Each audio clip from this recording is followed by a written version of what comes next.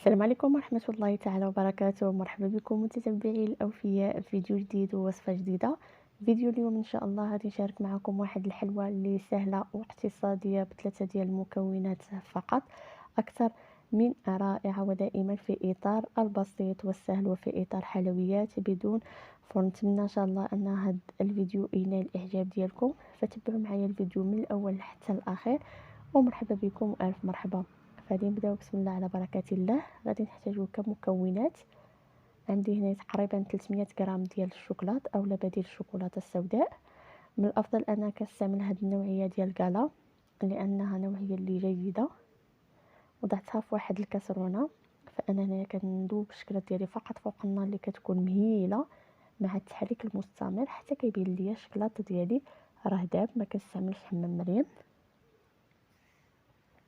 هذا هو الشكلاط ديالي من بعد ما داب، فانا وضعته هنايا في واحد الصحن. غادي ناخذ هنايا رقائق ديال الذره اولا لا كورن فليكس، هادو اللي كنعطيو لوليداتنا هكذا في الصباح باش كيفطروا مع الحليب. كنحاول انني فقط هكذا نضغط عليهم بالاصابع ديالي باش كنكسرهم، راه ما طحنتهمش هكذا، باش نبقاو محافظين على داك القرمشه اللي كتكون فيهم فقط باطراف الاصابع. كنحاول انني هكذا نكسرهم، لان هاد الحلوى الا طحناهم ما كيجيش داك المذاق رائع وباين ديال داك القرمشه ديال هاد الكورن فليكس. وغادي نضيفها على الشكلاط. بالنسبه هنايا الكميه ما وزنتهاش، لان هذاك الشيء اللي تبقى عندي كما كتشوفوا راه مازال في البلاستيك ديالو وضعته هنايا في هاد الحلوى. فالكميه هنا كتبقى اختياريه. وغادي نضيف عليها بطبيعه الحال بعض المكسرات اولا الفواكه الجافه. خديت هنا تقريبا واحد 150 غرام ديال الكاوكاو، حمرته هكذا وحاولت انني فقط نهرمشو. 150 غرام ديال الزبيب اولا العنب المجفف اللي مقطع الى قطع اللي كتكون رقيقه. قبيصه ديال الملح فقط من اجل تعديل الذوق. وبالنسبه للنكهه فانا كتعجبني هاد الحلوى بنكهه الزهر. وضعت هنا تقريبا واحد نصف ملعقه صغيره. هاد النكهه كتبقى اختياريه، يمكن لكم تعوضوها بالسكر ديال الفاني، كما يمكن لكم تقدروا تعوضوها بنكهه ديال النعناع، راه كتعطي واحد الانتعاش لهاد الحلوى اللي رائعه. غادي نبقى نخلط المكونات ديالي جيدا حتى يندمجوا ليا مع الشكلاط. فانا هنايا راه تعمدت انني ندير الشكلاط هو الاول، عاد نضيف عليه المكونات الجافه.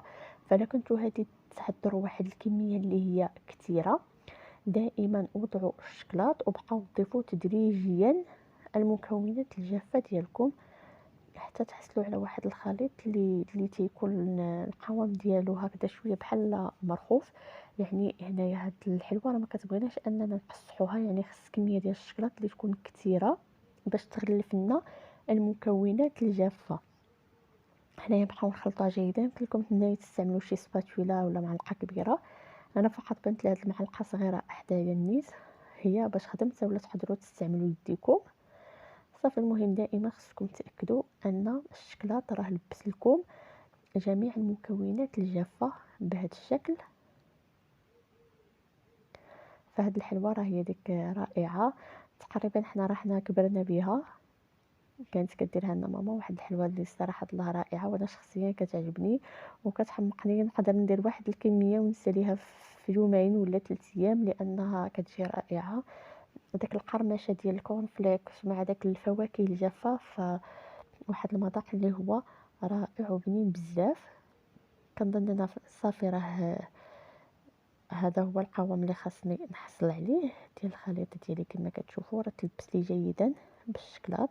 هنايا حضرت واحد هكذا هاد الاكياس الورقيه وضعتهم هنايا في واحد البلاطو. وغادي نستعين هنايا بواحد 2 معالق صغار باش غادي نشكل الحلوى ديالي. فهاد الحلوى راه حنا كنحطوها عشوائيا، يعني راها سهله واقتصاديه، ما كتاخذش معنا بزاف ديال الوقت. تقريبا راه 15 دقيقه حتى ل 20 دقيقه تقدروا تحضروا هاد الحلوى، وكذلك بلا عوين، وكتبقى اقتصاديه وفي المذاق رائعه. وهكذا نخرجوا من المألوف على ديك الحلويات اللي موالفين تنحضروهم. هذه كتجي عاوتاني بطبع خاص. غادي نحطوهم عشوائيا، كنوضع تقريبا قياس ديال واحد الملعقه صغيره، وكنحاول هكذا اني نقادها في هذاك الكويس ديالي بهذا الشكل. راه كنحطوها عشوائيا. غادي نستمر بهذه الكيفيه حتى نسالي الكميه اللي عندي كلها.